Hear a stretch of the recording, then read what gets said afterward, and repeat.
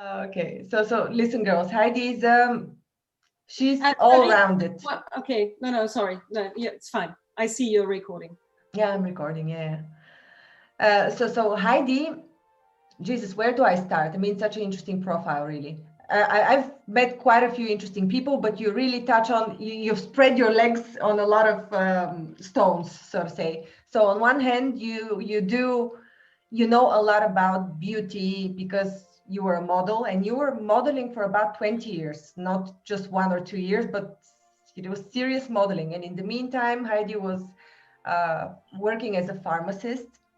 And I think about 10 years ago, or maybe a bit longer, you transitioned into communications trainings. Into coaching and Coaching, I have exactly. Second education there in coaching and training. Yeah. So, and that somehow molded in mindset as well. So together with all of these packages of knowledge about pharma, about beauty, about mindset, you co-wrote a book called Timeless Beauty in German, roughly. Yeah, natürlich zeitlos. Exactly, natural timeless beauty. My computer is on it, so I can't show it to you. So here it is. Yeah, it's a very beautiful one. I have to place my computer on it again. And it also includes Chinese massage for rejuvenation, apart from everything else. Yeah. Well, you know, it's about, just to say something about the book, it's in German language, it's not translated, so it's only for the ones who speak German, and it's about the holistic aspects of beauty, which is more or less the same as holistic health. So just to sum that up. Yeah. Of course, yeah. And so what I really do is I support people in developing their full potential and inner and outer beauty. That's actually it. Yeah. And I do have quite deep knowledge about health because I've been working as a pharmacist for many years also. So, yeah. Good. Cool. Hello, Anat. Hi. How do I pronounce you? Anat? Yeah. Okay. Nice to meet you. Nice to meet you. So we're waiting for somebody else as well, but maybe we can already start. Heidi, what do you think? Okay, we can start because I want to, well, now I know already a bit, but maybe we can do another little introduction so everybody can say for everybody their names and where you're from. And I have one more question because I want to see where your interest in my topic is exactly. Today's topic.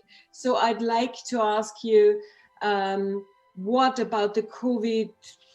I'm not supposed to say the word because otherwise we are banned from YouTube or something. This is not going to be on YouTube, don't worry.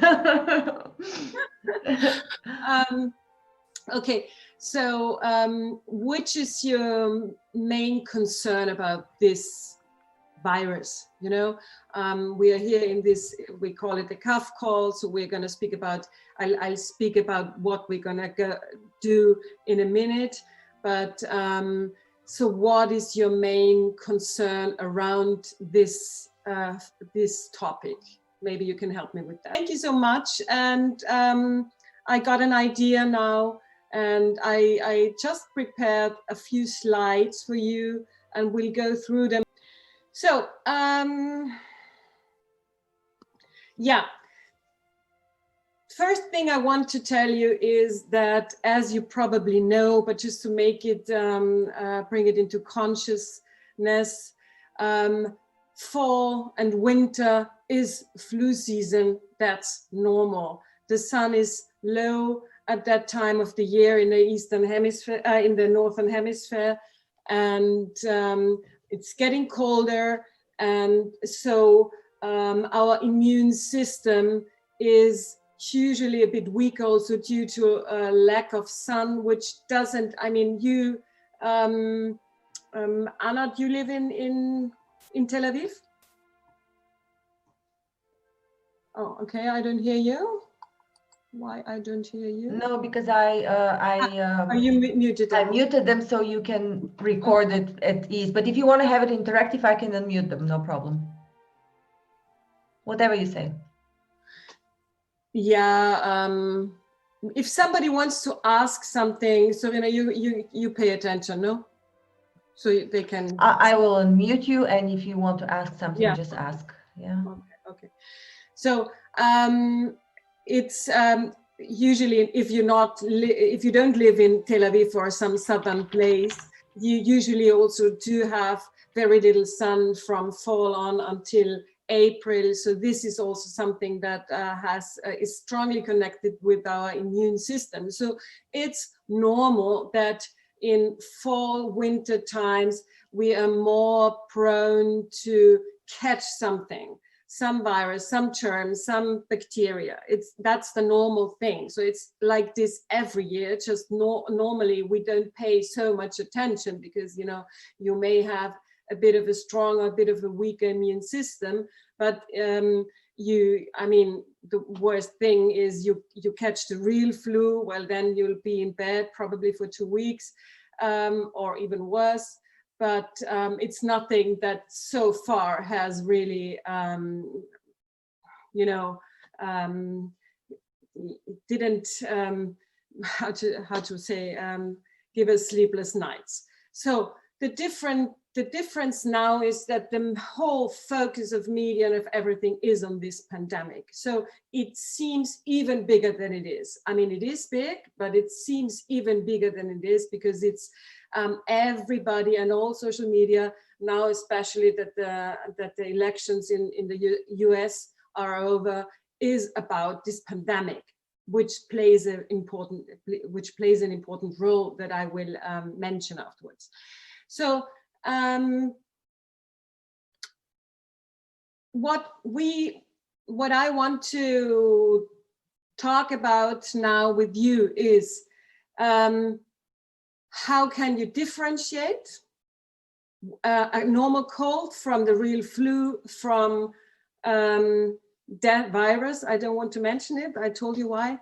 And so how can you tell when you start coughing? Because it happened to me this past days, or it happens to you when you go to the supermarket, somebody starts coughing next to you, and the first thought that comes into your mind is, oh my God, should I keep my distance even more? Or, I mean, there is a big, what I feel, and I don't have any fear, I'm not afraid of this virus, but what I feel is that there is a lot of, uncertainty, and people are really even, lacking orientation these days, how to evaluate things, conditions, or symptoms they get. So I thought, okay, maybe this is something I should talk about, because as I read science journals, I have a bit of a better outlook on this, I think, and I maybe understand it better, and I have the holistic approach. So that's I want to tell you what a bit of what I know. I don't know what I have here. Can I move this? Do you see this in the middle of my screen? No. I don't hear you, Serena. Yeah, we see your slide. But you don't see this, what I have here, sorry. We see it's flu season, the next slide. Yeah. Okay, so the second thing I want to talk about is what are your plant-based options for treatment of virus infections and your holistic options to strengthen your immune system. So this is what we're going to go through now. So third thing, I don't know how good your knowledge about health is. Just very, basic information. There is bacterial infections and there are virus infections, okay? And it's the bacterial infections that are treated with antibiotics if it's a bad one, And antibiotics, because I know from my time in the pharmacy that health knowledge is not very common, let's put it that way. So many people think antibiotics are against anything, everything. You know, you can take it for any kind of flu and any kind of infection. That's not true, because most of the flu infections are viral.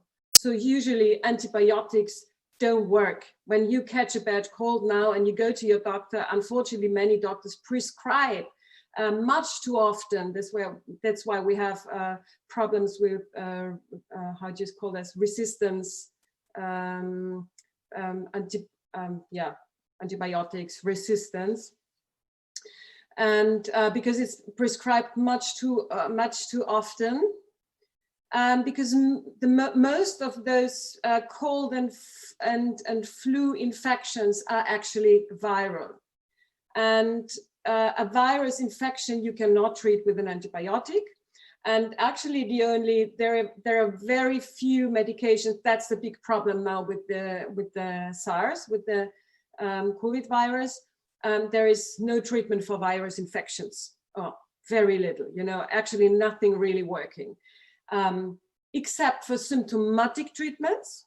So you can take something against the pain, for widening your alveoles in your lungs, or whatever you other symptoms, but there is no real treatment against the virus itself. Except for, and that's quite interesting, there are herbs and herbal how do you say, ingredients of herbs or substances that do have proven antiviral effect. So I'm going to talk about that a bit later. And you can do a lot for prophylaxis, so to prevent, to catch anything, or to also treat when you catch something, or to boost your immune system to be less prone to catch something. That you can do, but the virus itself, there is no treatment. And that's also the thing with the vaccine. I mean, they are looking for this vaccine, but it's very difficult, and so far very few virus infections have been extinct through a vaccine. And this one, but we'll get to that later on. This one, the problem is even that they don't even know if a vaccine will ever build up an immune answer within the body. That's one big reason why this waiting for the vaccine is a bit of a poisoned hope, yeah, because we just don't know. There will be a vaccine, but we don't know when, and we don't know if it's going to work. And it's going to be an RNA vaccine, which is completely new, and this is something, well, it quite interferes with our body. So I mean, I'm not a conspiracy theory how do you say, anhänger, but proponent. Yes, but this, I mean, for me, maybe I'll get a vaccine, I get vaccinated, I don't know, in a few years, but this is a poisoned hope. I'm just saying that because it's, I think we'll need a different approach to this virus, because it's gonna stay with us. It's gonna stay with us, this virus. So we better think about a holistic health and a good immune system. Okay, a few facts that may be interesting for you. Women are less likely to get infected and have an easier course usually of this, so good for you. Underlying health conditions such as, wait, I have to move this, I can move it. Such as, and this is now very important, high blood pressure, diabetes, cardiovascular diseases, whatever heart conditions you have, respiratory conditions, very important for this virus, cancer, obesity, also for children, because this also makes children vulnerable if they are overweight. Those conditions make you more vulnerable. Then the second thing is age. They say above 50, so for example, me, plus a weak immune system increases your risk. Okay. Then next thing is smokers, very much in danger. So everything concerning your lungs, you know, if you have if you have asthma, I should have written asthma because that's very important. Everything autoimmune, for example, you know, is dangerous here. And so smokers especially, we know that also are very in danger too. If they catch it, because we can all catch it, you know, but if they catch it, have a severe course. Because as you probably have heard, you know, there are people who catch this virus and they have a very, very light course. So it's almost like it's less than a flu. It's like a cold, you know, and then there are others, and you can't really from the first, you know, looking at it, you can't really tell. So why this person? Because he's young and he's whatever, you know, but then you may not know that this person has an underlying condition, or this person has a very weak immune system due to stresses, things like this, that you don't see and that doctors usually don't ask, because this is, you need a holistic approach to pay attention to this, to this how do you say, Rahmenbedingungen, to these factors, whatever, you know. Okay, and then of course, very important also, do you take any medication that suppresses the immune system? You know, there is medication, for example, you get it when you have a transplantation of an organ transplant, or that need to suppress the immune system, otherwise the transplanted organ would not stay with you. So this kind of medication is very now really dangerous. I mean, it's life-saving also, but it's makes you very vulnerable. And by the way, I mean, there is they found that there is that for example, African Americans, and also what was the other one? I think also Asian Americans, they have a higher probability to have a severe cause of this disease, but then they believe that it's actually not due to race, but due to that in this population, usually they have worse health conditions. I actually heard something else. I heard that in Africa it's the other way around, that Africans actually don't catch it that often. Maybe I have the wrong information, but I don't think so. I think it's the other way around. Yeah. Okay, could be. I haven't read it. I was just told. Yeah, that, no, so. I think it's the other way around. But I think they now, at least when they studied it in the US and in the UK, and they thought it was rather the background, like social background and health, general health condition and poverty. It's also, yeah, the poorer you are, the worse it gets when you catch it. And because this social group is more in danger, simply. Yeah, maybe in the US, I don't mean to argue, but I remember now the reasoning behind the smaller numbers of infections in Africa was that they're used to lots of viruses. Their immune system is used to battling lots of viruses. That's possible. Yeah. But these were Africans living in Africa. Yeah. So where is it? So the question is, when you catch something, when you catch a cold now, which is very, very easily can catch a cold now, because there are also so many factors that stress at the moment. There is so much out there that stresses people, and stress is one of the main risk factors to crush your immune system. So, okay. So when you catch something, you start with having a sore throat or a cough or a running nose or whatever it is. The question is, when should you get tested? Because now, I don't know about the ones of you that don't live in Austria here, but I think it's worldwide. There is a lot of testing going on for no real purpose. So people go because I don't know, they are tested at the border, they are tested in school, they are tested at a party, they are tested all the time, you know, and this also is a problem because it occupies how to say, the health system, you know, it does something that we don't want, that doctors are busy with testing healthy people, in fact, instead of having the resources ready for the ones who really need it. So this is one reason why it's not a good idea to get tested. And actually, just now the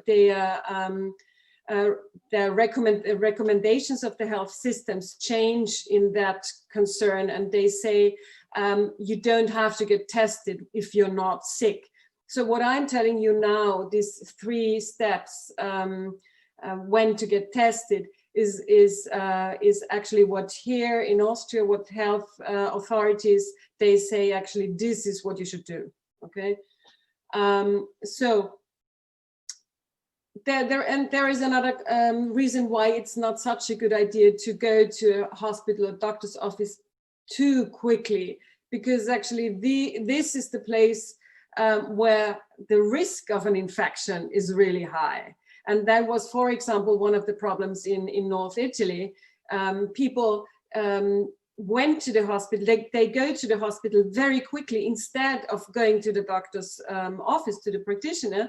And that's where it spread actually very badly. In the hospital it spread, and for some other reasons it spread so heavily there.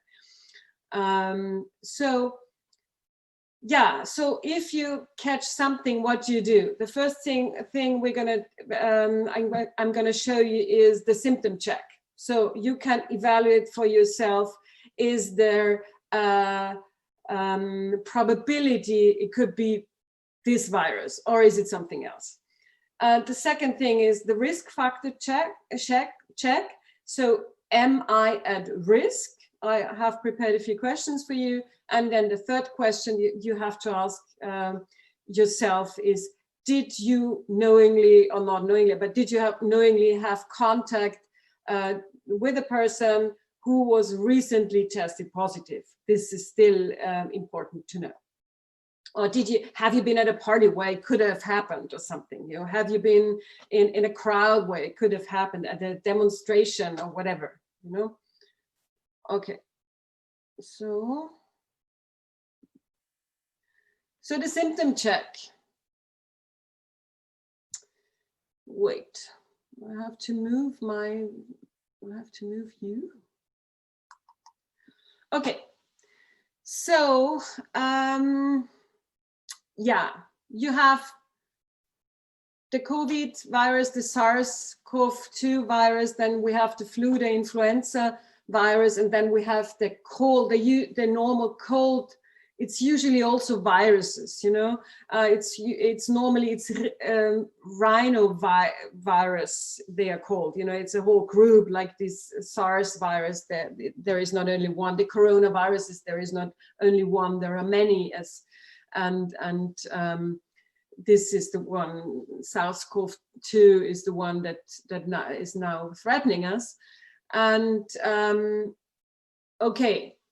So let's look at the symptoms. There is a big, well, actually the thing is, we have the biggest, we have to tell, especially the flu from COVID. That's the most important thing to differentiate. And the main difference is because it's not easy to tell one from the other. It's really not easy to tell one from the other.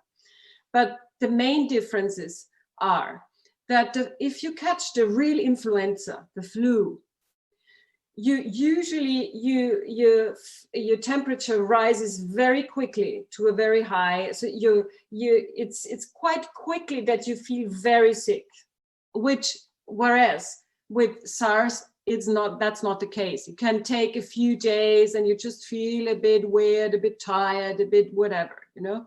So that's a big difference. Then the second difference is you do have with SARS, you always have a cough, and it's a dry cough. There is not much mucus coming, or no mucus coming. So it's a dry cough.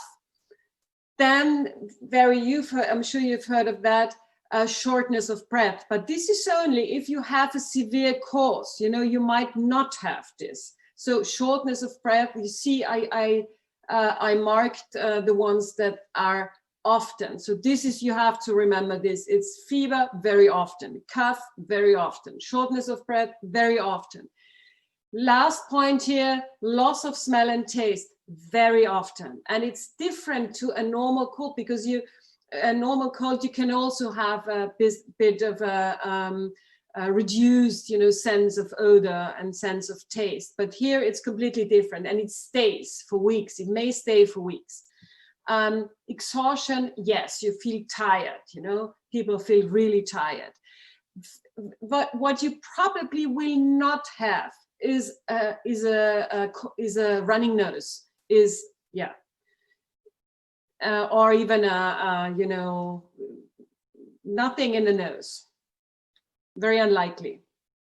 Body aches, interesting wise, is rare. Sore throat is not easy to tell, because sometimes it's there, sometimes it's not.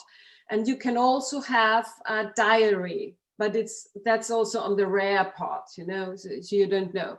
So remember the cough, the loss, the shortness of breath, the loss of smell and taste, and the fever. So the flu, what is typical? Typical is it doesn't have to be high temperature, but very often it is. Whereas it's with SARS, it's usually not so high, the fever. It's a temperature, it might be 37.8 or something in degrees, you know, but it's not necessarily 40 degrees. Whereas with flu, it could be very high fever. Often we have headache, and very typical is also body aches. With the real flu, with the real influenza, you have body aches. That means the muscles and your bones, they hurt. Cough, it could be similar to the cough you have when you have the SARS virus. The rest you can see. You can, if you want, you can take a screenshot of this. I don't mind. And then, so the normal rhinovirus cold, you have is fever. You can have a fever, but it's rare. Cough, probably yes, but with mucus. You know, this is when there is a lot coming up, you know, from your lungs. A shortness of breath, you don't have. A sneezing, yes, you do have. Running nose, yes, you do have.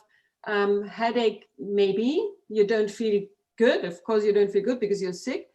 You see, so the rest is rare. So the typical cold thing is the running nose and mucus, a lot of mucus. So here and here, and from the lungs. Do you have any questions? May I just add something to that? Yeah. I spoke today to my mom, she has a friend of hers that was diagnosed with COVID, and the symptoms were changing. So one day she exhibited some of these symptoms that you listed here, and another day others. So for one day, for example, she had a loss of smell and taste. Another day she had fever. Another day she had sore throat. So it was changing constantly. It was not a, you know, she didn't keep all the symptoms all the time. Yeah, interesting. Thank you. Yeah. That's what makes it so difficult also to tell if you have it or not. But if you go through these three, first you evaluate a bit, and then if you go through the 3 steps, you can evaluate. You know, you have a hint if you could be it or not. You know, without. But yeah, that's why it's so difficult to tell. Okay, so once you have checked on your symptoms, you check on your risk factors. So the first question is, how old are you? Then, do you have any underlying health conditions? The ones that I mentioned before. Do you have any chronic disease, including something like allergies? Do you have any of that? Do you take medication regularly? Did you have surgery or disease recently? Why that? Because then your immune system may still be weakened. So that's why it's important. Weight, are you overweight? I don't see you, I don't think you are. Do you smoke? Okay, so these are the risk factors that you have to ask yourself. Once you have the symptoms, you say, okay, I don't taste anything, that could be it. So let's go through this checklist. And then the third one, do I know anybody who I saw that was tested positive?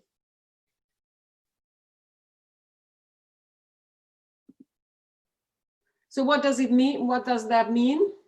Conclusion. The conclusion is, if you have symptoms that suggest that you have a SARS infection, and you answer to one or more of the questions with yes,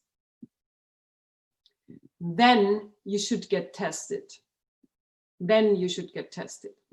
And if possible, choose a place to get tested where the infection risk is minimalized. So maybe you can go to the ambulatorium, whatever, directly, or now, for example, in Austria, some pharmacies, they do the test, the quick test. So there are places where you can go where you don't necessarily stick around with for a longer, because this, you probably have heard of that it raises your risk when you're around a sick person longer than just for a moment. So if you, for example, are in a waiting room of a doctor's office or waiting room at a hospital, and you're around other people for, let's say, 20 minutes, half an hour, that's the worst you can have. That's the worst. If you just pass somebody by in the streets, it's ridiculous. Nobody needs a mask in the street. Nobody does. Okay, I mean, masks are questionable anyways, but especially maybe because I didn't put it on a slide. You know, I don't know about the regulations in other countries where you are now. I don't know exactly, at least, but in some countries you do have to wear a mask in the street. In the streets, it doesn't make any sense. Okay, so you're not at risk if you pass somebody by. You're not at risk when you're in fresh air. You're not at risk to catch something. It's not in the air. It's in the droplets of somebody else's speech or breath. So that's when you go somewhere where there are other people, then a mask helps a little bit. It helps a little bit to spread. But then we have to be honest, it's not the mask that you wore for the last 2 months, and it's not the mask that you knitted out of your, I don't know, an old shirt, because these may look pretty, but they are really for nothing. So if you want to either you yourself have a cold and you want to not to spread, or you don't want to catch. For example, I just we were in Italy, my boyfriend and I, just a week ago, and I'm, as I already said, I don't think I have any risk factors except for my high age of 51. And I'm not afraid at all because I have a very strong immune system. And I have a lot of knowledge which helps. I'll get back to that later. But I thought, okay, for the flight and for the airport, which was unnecessary because it's empty anyway, so you can't get an infection. But I thought, okay, for that, I'll buy the proper mask. I'll buy the FFP2 mask. So because this at least is, you know, it filters. So if you go to a place where where there's a higher risk to catch something, wear a proper mask. And even more important than that, I don't have to tell you that, that's why also I didn't put it on any slide. You sneeze here, you know that, you cough here, you wash your hands as often as possible. And the washing of the hands is even better than, you know, now you get disinfectant in every shop. I think probably all over the world, I don't know. But for sure here in Austria and also in Italy and also in Spain. And these were the countries where I've been recently. But the thing is that not every disinfectant is really good. So if you want an effective disinfectant, buy it in a go buy it in the pharmacy. Buy a good one and have it carried with you.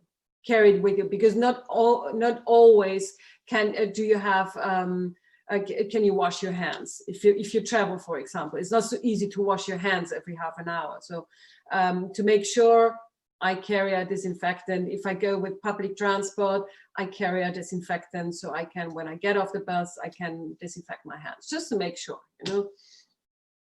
Okay, do you have any questions so far?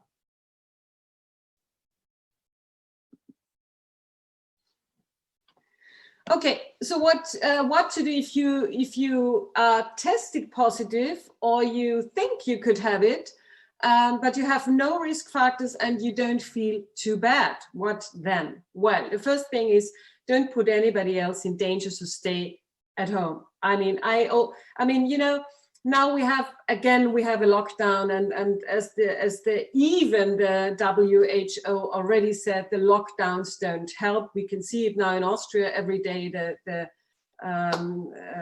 infection numbers are on the rise, even though we are having a lockdown now. It doesn't help, but okay. But what and one of the reasons is, for example, that people travel when they already know that they're sick. So that's not what you do. You don't put other people at risk. So when you have the suspicion you could have it, or you know it, please stay in bed, get a rest, get a sleep. We heard before from Nida that she has a bad insomnia, which is a little bit dangerous for catching any virus, because it's the immune system works best during sleep. This is when we rejuvenate, and this is when our immune system works best. So that's also why a good night's sleep is very important, especially now, especially in times like that.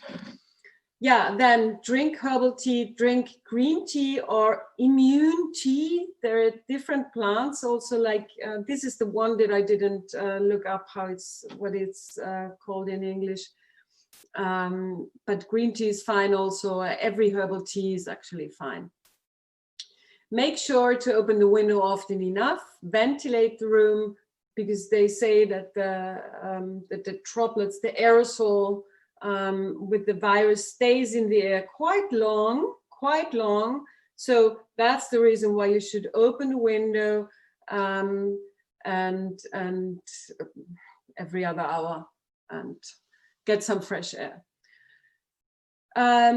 Yeah, careful with caretakers, and so if you're sick and you have a caretaker or vice versa, wear a proper mask. Wear a FFP2 mask and not just some fabric.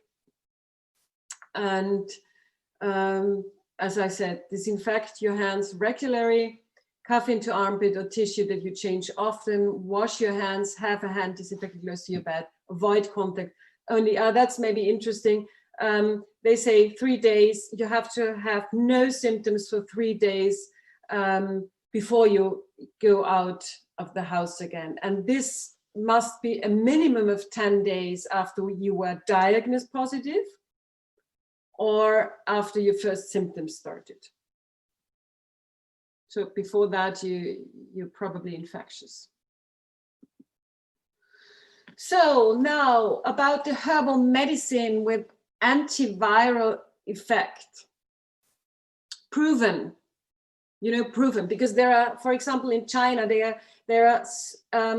read that now that there is a lot going on in science now with testing plants, herbs, plants for antiviral effect, because we don't really have medication, as I told you before.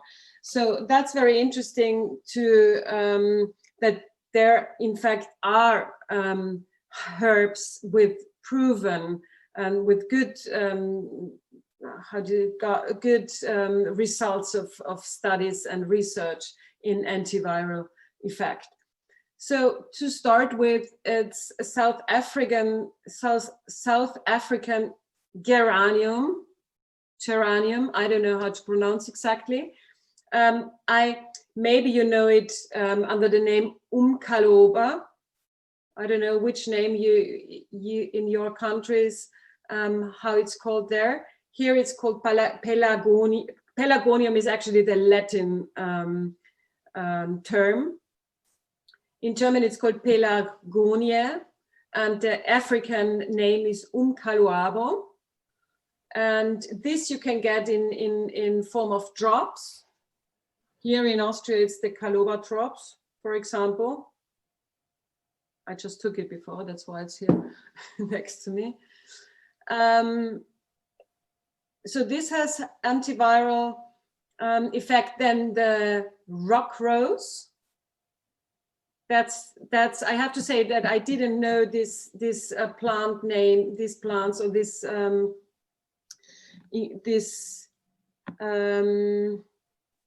in English. So I looked it up. So I hope it's the correct term. Zistrose, it's called in German. And this one you can get in also in pharmacies. And I'd always say, I recommend you get it in a pharmacy and not online. The reason is that only in the pharmacy, at least here in the German-speaking countries and in the Middle Europe, it's the dosage that makes it effective or not. And usually what you get in Austria, for example, what you get in the drugstore doesn't help because the dosage is not high enough. So if you want to get the proper product, a good product, the best product, go to a pharmacy and ask for it.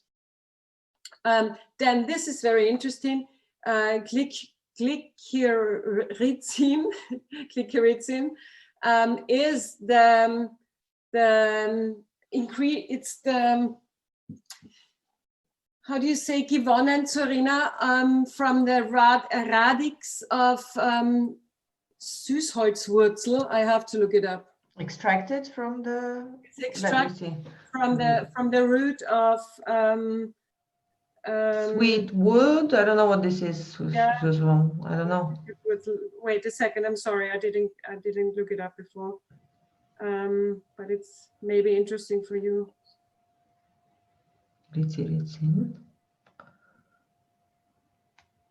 That's quite new research, by the way. So it's interesting. And it's licorice root. It's the one that you make. Yes. The licorice, the black yes. ones. Yeah, I read this recently. Yeah. Licorice. Licorice. So yeah, and that's the component, the effective component. But so, just to insert here, because I lived in the Netherlands and the Dutch people eat a lot of licorice. It's what they eat as sweets all the time, and they actually use it to fight colds. Ah, that's interesting. Yes. Yeah. Okay. So the active ingredient of this licorice is glycyrrhizin. So this is the name. And how can you? What can you do for intake? You can go to the pharmacy and you can buy the root. You can buy the root and you can make tea with it, or you can also buy the candy. But then I'm not sure if it's then really. Then you have to eat a lot. you have to eat a lot probably, and you have to know where you buy it probably also. Yeah. Yeah. So if you want to make sure, buy the root and or an extract, but buy the root and prepare tea. So then here we have another active ingredient. It's one of the ingredients of essential eucalyptus oil, and it's called 1,8-cineol. And this also has proven antiviral effect. And what can you do with it? You can, I made a spelling mistake here. You can inhale, you can, for example, but you can use eucalyptus oil, or you can use, that's the second one, you can use essential laurel oil. And you can put, well, you have to be very careful with essential oils because they're very, they can be quite aggressive. So you use 1 or 2 drops, put it in the water, put it into the water with hot water, not too hot, and then you can put, if you just you can inhale with a pot with hot water. You put not burning hot water because otherwise the essential oils are don't last in the water. They are gas. They become gas then. So, and then you put a towel or something over your head and you inhale. So be careful with that. Or I just looked that up. You can use the essential laurel oil. You can also use, but it's not so supposed to be. It's not supposed to be a cold. Kalt gepresst, a cold pressed oil. It needs to be an essential oil. And if it's an essential oil, you can use 1 or 2 drops and also use it with honey and put it into lukewarm tea. The tea for these kinds of things always has to be lukewarm. And the reason is because many, for example, also vitamins, they don't, how do you say, chemically dissolve, or they are not effective in the heat, so they change their chemical form in the heat. So that's why you better, for example, if you put lemon into a tea, like in a picture, or into a ginger tea or whatever, it shouldn't be hot because otherwise the vitamin C is not effective anymore. So yeah, but it's actually the same for honey and for all kinds of herbal teas. I know that they have to be dipped at a temperature below 70 degrees, so never with boiling water. Yeah. So you have to let it cool down to 70. Yeah. And for example, when I prepare ginger tea for myself in the morning, I always wait until it's whatever 70 degrees, then I add the lemon and the honey. Yeah. So wonderful honey. This is really such a miracle. It's full of good stuff, and honey really, if you just put a spoon of honey in your tea now and then, you already get a lot of active ingredients in here. And not only antiviral, also antibacterial, which is important because sometimes, maybe I didn't tell you before, but sometimes you get a viral infection and then you get a supra infection. On top of it, you get a bacterial infection. So that's also why it's possible to have a SARS virus with the typical loss of taste and smell, and you have in fact a running nose, but that's not this virus. That's unfortunately made, for example, a bacteria that you caught on top of it. So that makes it a bit confusing. So yeah, and then also ginger, as you probably know, has also a lot of positive effects and a lot of ingredients that have actual antiviral effect. So let's see. Next one. So that were the ones that really have antiviral, antibacterial effects. And now we get to the ones that are useful for prophylaxis and to boost your immune system. Some of them are the same, okay? But there is a few differences also. So here we go with sorrel. You all know what it is? I don't. Auf Deutsch, Serena, im Deutsch it's Sauerampfer. Sauerampfer. It's a grass. Still no clue. Let me check this, what it looks like. Okay. I should have put a. But you have to.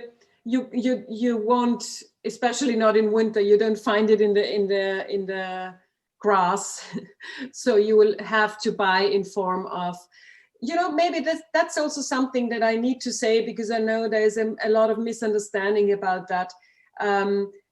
Some people say, well, I eat healthy. Does that do it? Well, if you eat healthy, go on eating healthy. That's the foundation. That's perfect. That's great. Don't change it. But some things, through nutrition, through our diet, we just don't get everything. We don't get all the vitamins. We don't get all the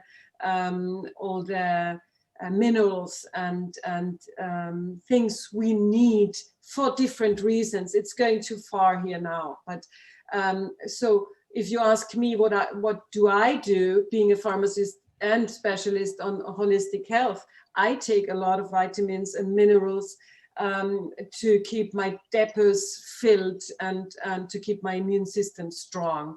And because I know that, for example, just to mention one, vitamin K2 that has only been found more or less recently, we just in our Western diet, we just don't have any source for intake, and we badly need it for our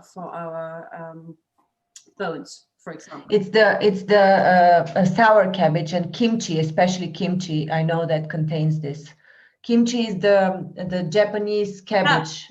Yeah. Okay. Yeah, and soy. Well, not soy, but this is there is some fermented something with N, not something that tastes. I heard tastes terrible. So, anyways, so okay. So sorrel, you'll have to probably buy tablets or capsules or whatever if you want to have this, but it's not that you have to take all of it, you take one, rock rose again. So this is, you have it, you can, for example, if you buy immune, in Austria, there's one product, it's called Immune 44. It has different vitamins, and it also has, it contains this rock rose, which is Zistrose in German.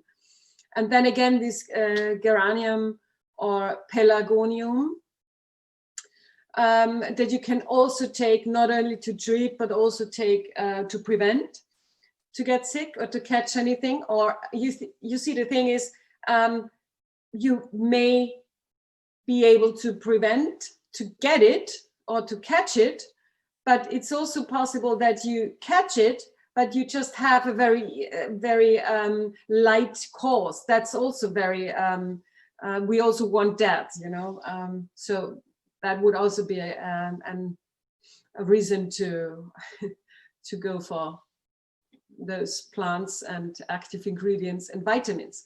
So then they found that vitamin D, especially mentioned in the SARS discussions and research, was the rock rose, was the geranium, was the vitamin D. And the reason is simply because vitamin D is essential for our immune system. It's essential for many things, as for example, also for us women, for our bones. It's essential for the skin, it's essential for many things, but it's also essential for the immune system. And as in the Northern Hemisphere, we do have we don't have enough sun exposure, we need to supplement vitamin D. That's for sure. And then also the B vitamins play a very important role in the immune system. Vitamin C does, as you probably have heard. And with zinc, you can take zinc as well for prophylaxis, as also to boost your immune system. When I feel I caught something and it's just starting, and I take zinc just for a few days in a high dosage, which would be 60 milligram. Usually I don't get it, it doesn't break out. And then you reduce it to 30 milligram or 50 milligram. And I also say, you don't have to take all the vitamins all the time, so all the vitamins and minerals all the time. You can take vitamin D you should take all the time, by the way, but I don't know, you can take vitamin B or vitamin or zinc for 2 months for the winter time, and then stop, and then take for 1 month or 2 months, take something else to fill up this body depot. Well, and then of course all the antioxidants, also zinc, also vitamin D, also vitamin C, are work as antioxidants within our bodies. But you also find antioxidants, for example, in blueberries. I mean, blueberries, for example, they are on my daily menu because they contain a lot of antioxidants, and I also like them. Then green tea, as you may know, green veggies, for example, antioxidants help your immune system. Again, I simplify it here, and we, through many things like stress, like negative thinking, like negative emotions, like also toxins from the environment, we build so-called radicals within our body. And these radicals harm our cells, and they make us sick over time. And to prevent that, we take antioxidants, because these antioxidants react with the free radicals, and then they are ausgeführt aus dem Körper. Then the body gets rid of it. It's like this how it works. Any questions? Okay. So the thing is, as I already mentioned, that if you listen to the scientists, what they say more and more, it's getting louder and louder. They say, we gotta live with this virus. We're gonna live with this virus. We'll have to live with this virus, because it's not gonna be eradicated anytime soon. And we cannot rely on the vaccine or the treatment to come, because what if the vaccine comes and then here comes the next virus, So there is no way out. There is no way out that we have to pay attention to our immune system, and we have to minimize the risk factors that I was speaking about before. That's the holistic approach, and that's actually, I'm convinced, this is the only way. We have to work on our holistic health. We have to minimize these risk factors, so then that whatever virus comes our way, we can deal with it the best way possible. And yeah, what else? Why I am not afraid? Well, that I May I ask you something, Heidi? There was a question here. Okay. What about magnesium? What about magnesium? Magnesium, yeah. Magnesium has, I mean, I didn't mention everything that you need to keep, your immune system high. because you need all the minerals. You need magnesium, you need copper, you need selenium, you need all of them, you know. This was just what you the most important, or the ones that were mentioned now, especially with this virus. Yeah, you know. But when I of course you have to take every now and then, you take a pack of magnesium or take it on a regular basis. But then if you take everything on a regular basis, it's going to be a lot. So I prefer to, okay, when I'm stressed, for example, you know, when I'm under pressure, when I have psychological stress, when I have problems in my whatever, in my partnership, or stress at my job, magnesium is key, because magnesium, we need magnesium for our nerves, and for many other, for our bones, for many other functions in our body, also for the immune system. But it's not only magnesium, it's all of them, you know. So now and then you have to, for example, also selenium, I didn't mention it, but I take it now and then. I take a pack of selenium, and then, okay, then I suppose that my that my body depots are filled again. So then I concentrate on the next one. I didn't see the question. Did somebody write? Yeah, in the chat. You can click on the chat and see what everybody wrote. Here it is. I'm sorry. Okay, I think she said she's from, okay, Heidi's from, okay. How about magnesium? Okay, how about magnesium? Magnesium, Nida, for you probably is very important, but Nida, we can talk maybe another time, because if you, I think you have a lot of questions that maybe I can be of benefit for you. Okay.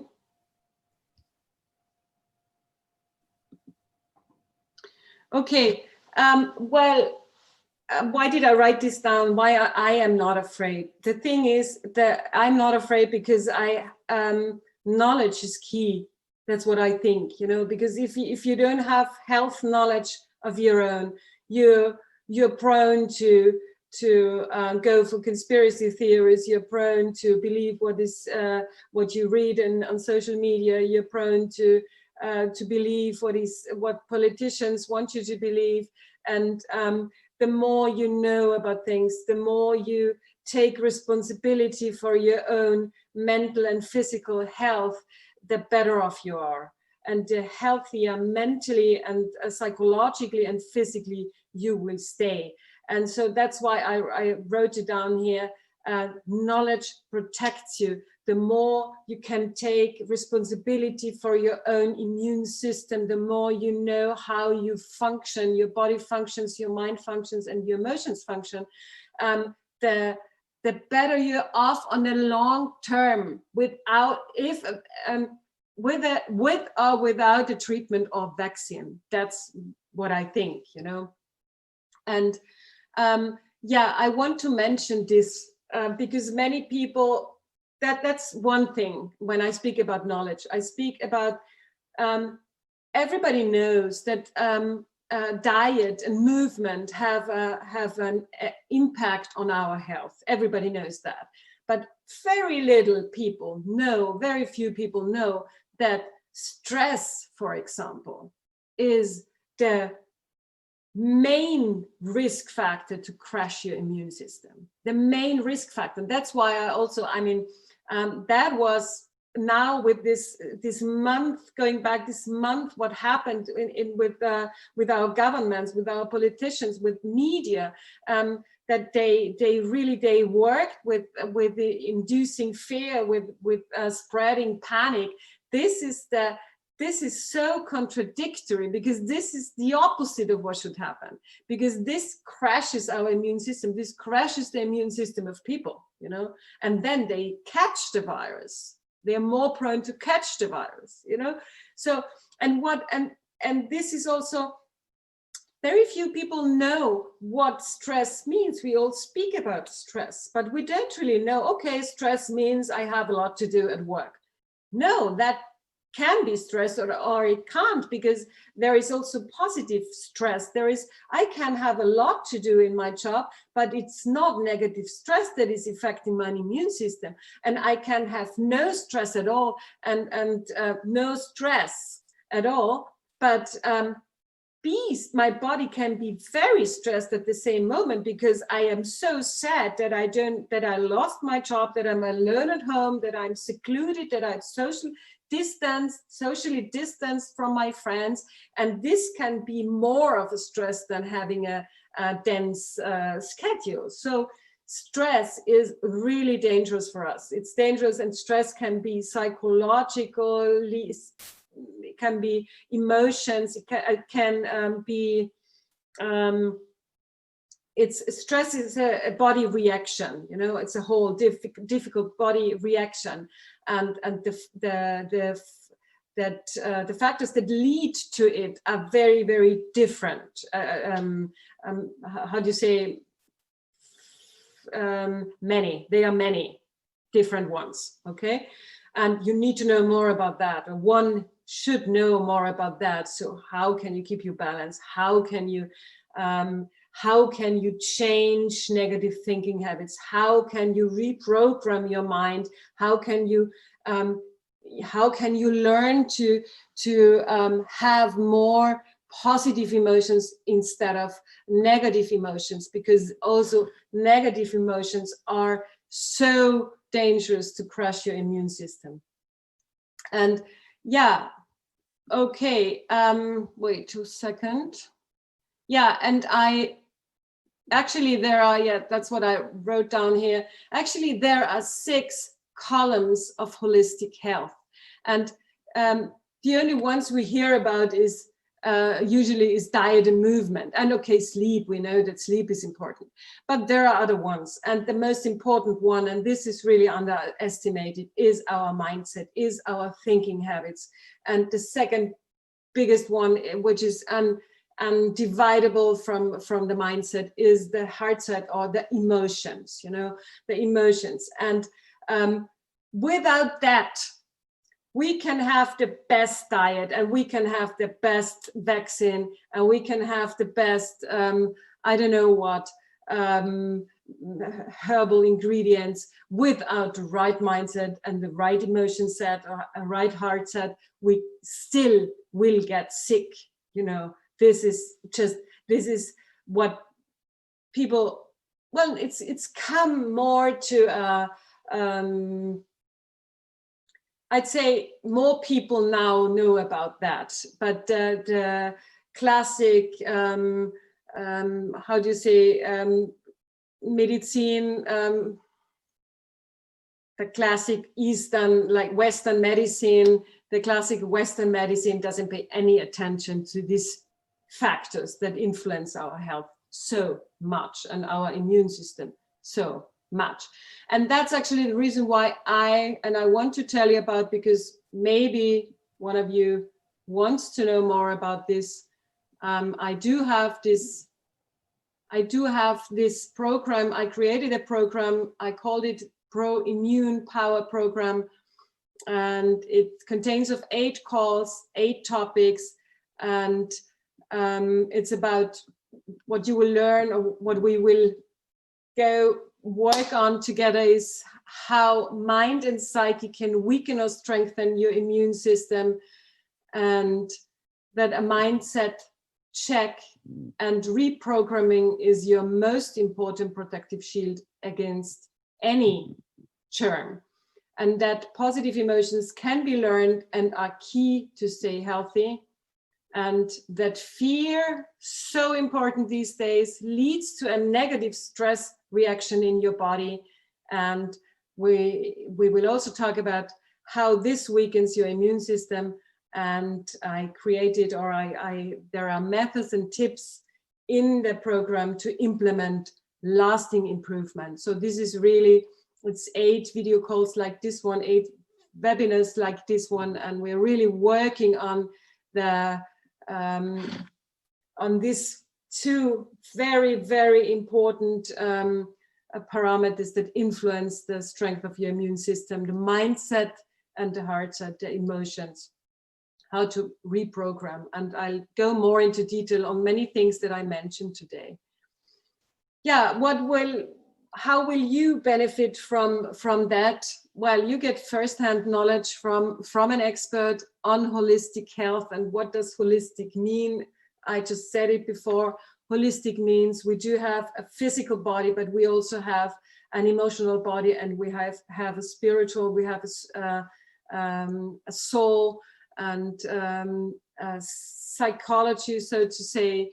And to be holistically healthy, we need to be healthy in all those different fields. And without that, we will never be, on a long term, we cannot stay healthy. And yeah, you'll hear things that you don't hear and read on mainstream media. And I collected my knowledge through, I did study pharmacy at university, and I'm a trainer and coach, and I've written 2 books, and I've just, all my knowledge that I had the chance to gather throughout my life is around health and also the neuronal part of it. And yeah, I think that I can contribute a lot to, if somebody wants to know more about long-term health, from inside out, and yeah, staying strong and taking responsibility for your own health instead of waiting for some miracle vaccine or miracle. I told you I'm not part of any conspiracy theory. I don't say that all the pharma industry is bad, and I can't say that also because my boyfriend is head of one, but or all vaccines are bad. I don't believe so, but that's my opinion. I don't want to be depending on something like that. I don't want to give up responsibility for my health to an authority, to a government, to a politician, or to whoever. I just don't want that. I want to, as much as I can, take control over my health and my well-being and my inner balance. And that's what I can also help you do. And yeah, well, you will get self-empowering tools and methods from me. And this is the last slide, I believe. I do have a special offer for you. The normal price for this 8 calls PIPP program is 399 euros. And Sorina and I have she created a special coupon code, PIPP25. And if you decide you want to do my course, then you'll get it, you'll get it for 300. And yeah, just register on healnlearn.com.